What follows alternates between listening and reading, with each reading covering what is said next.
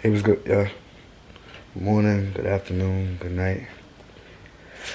Uh, I was thinking about the generation and stuff like that, and why relationships and stuff don't work. And I just feel like everything has changed. Like I feel like back in the day, like we didn't have access to our exes and old situations and stuff like that, like we do now. Like back in the day we wasn't texting our ex at 2 o'clock in the morning. We wasn't sending sexy pictures to a bunch of other people, nudist pictures, lusty pictures, trying to get a reaction that we really don't want. We only just doing it for, the moment. Back in the day, I feel like those relationships, those marriages, stuff like that, we weren't texting like 50 people, um, trying to have backup plans for a backup plan, for another backup plan. I feel like it was more so like you put in the time that you want to put in the time for. Remember, like people used to have like voicemails, and in the background it used to be like their favorite song. It'd be like, "Hey, this your boy, man. I know I ain't come to the phone right now, but if you leave a message after the beat, I'll make sure to call you back." Said I'm so sick of You're like, back in the day, everything was more sensual. Even with the music, like you could just listen to the music nowadays and the love songs. Everything is more generated towards sexuality. Pleasing. You know, everything is sold sex wise. And before everything was love.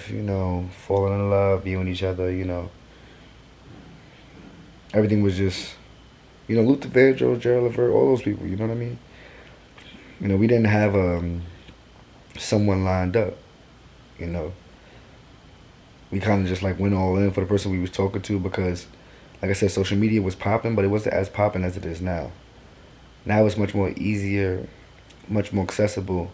Social media show you things that you necessarily don't want, but because you see it so much, you start to see that you want it. You think you want it. You want your body to look this way. You want your significant other to look this way. You're judging how women should be, how men should act, what's a real man, what's a real woman off the standards of other people's comments and posts. And that's not what back in the day was like. It's just like people. One of the biggest things, people didn't give up. At the exact moment that things stopped working, people didn't just quit. Like you know what, it's not gonna work, and just line up with one of the other options. And people actually put in work. Like I feel like people talked. I feel like it was more communication. You know, you couldn't sub a person really. You know, you'll be sitting at the crib wondering if the person's thinking about you.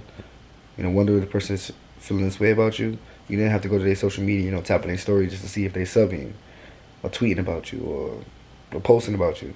You know, back in the day, I don't know if you think without the social media, made things better. You really couldn't see a significant other that much. So when you did see them, it was like, everything was love, everything was sweet, everything was beautiful. I mean, that's just what I think personally.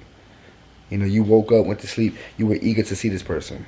I had the flip phone, so and I had the like the sidekick thing where you just texted. So you couldn't always see pictures and stuff like that. And even if you could, it was like digitized and it wasn't that good. I feel like marriages back in the day, people were really putting work. People actually look forward to being married and actually look forward to having this type of love. I felt like love was different as well. I was talking to one of my friends, and I was telling her like, um, love has been watered down so much. Before, love was the only thing that people search for. Now you hear people saying, "Oh, I have love for you. I got mad love for you. I have that love." What the hell is that? I have love for you.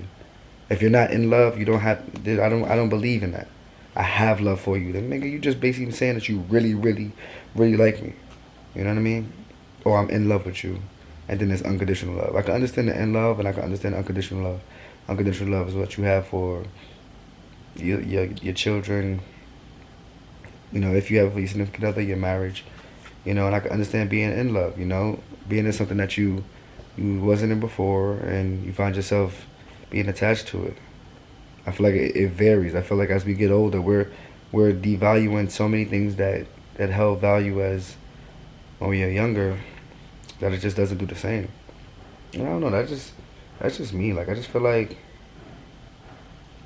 the old school thing was just a little different. Like people actually really wanted to make it work. People actually really wanted to settle down and have kids. I feel like when something was bothering you, either you buried it, you ain't talk about it, or you talked about it to significant other, or you wrote it down. Now what's bothering us, we post on social media. We say we want people out of our business and post what we going through. Oh, we say we don't want people in our business and post things that we think we like that we're not going through. But when people ask what we're going through, they be like, "Oh, none of your business." Why post what you're feeling on a social network if you don't want the interaction? I feel like life has just changed drastically. Like women nowadays say, "I don't want men sliding into my DMs, trying to be with me because I look like a sexual object, or they think I just want somebody just to sleep with me." You posting half naked pictures. You posting lusty pictures, and this is all you're posting. You know, that's all people are gonna get from you. Some people know their worth. Like a Maybach, these Benzes, those cars do not go on sale. You ever realize that? Like, those cars don't go on sale. They always stay the price that they're at. It's either you level up and you purchase it, or you get you a Honda or a Toyota, Camry. Nothing wrong with these cars. They work, but just the price value is different. It's a different feel when you hop inside of a Maybach and all these other cars, rather than hopping in a Ford or stuff like that. You don't never see them go on sale because they know their worth. So when you out here doing these things and wondering why you're attracting the wrong type of men, it's because you're putting out the wrong type of energy. If you're a wife, if you're a husband, be a wife, be a husband. Why should a person want to settle down and be with you for the rest of their life? And I feel like that's one of the biggest things is that we go about things all wrong. We go about things all wrong, and I feel like it should change. It should vary. It should switch up totally. Because back in the day, I feel like it was sweet. I feel like it was beautiful. I feel like we should stop making our significant other compete for our love. And men, this is to you. We should stop normalizing cheating. Let's stop normalizing cheating as if our girl sticks around after we cheat, she's worthy of being with. Normalizing cheating, shit, I think I even done it. Like, I mean, shit, if she gonna stick around, she gonna... But we have to stop normalizing cheating no matter how much we were raised on it. I know we probably got 5, 10, 15, 20 years, on understanding that normalizing cheating was the way to go, even in movies and real life and situations. But we gotta stop normalizing cheating and thinking that, if a woman leaves that she's weak or nah, she just ain't with it. And for the women that's out there, I apologize on all behalf of men for us normalizing cheating, because that's just what we were taught. Just like we were taught rape culture. For those that don't know, rape culture is like, when a woman walks past and, you check her out, you look up and down, and you envision what you want to do to her, that's considered rape culture. That's just what we were taught. And no, it's not right. No, it's not. No, I'm not making an excuse, but I'm just acknowledging it.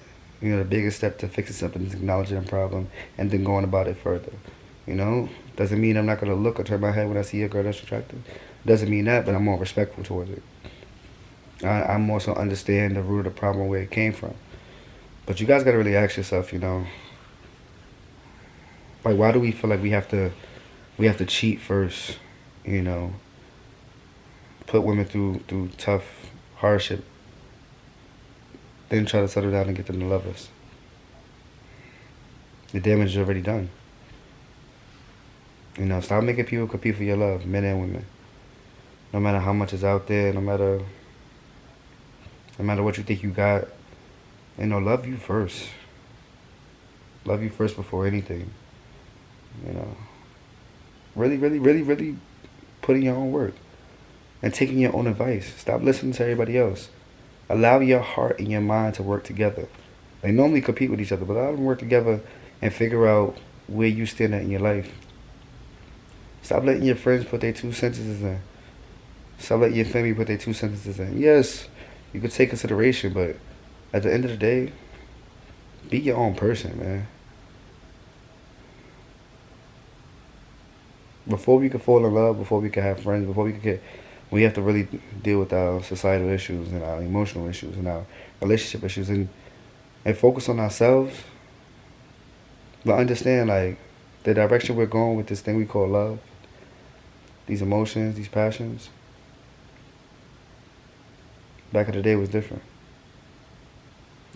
I don't know. Let me know what you guys think.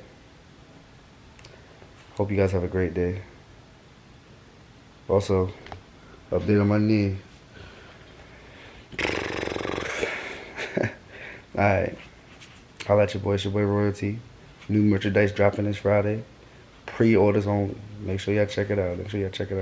I'll make sure I post it for you guys. Alright. Hope you guys have a blessed one. Over and out.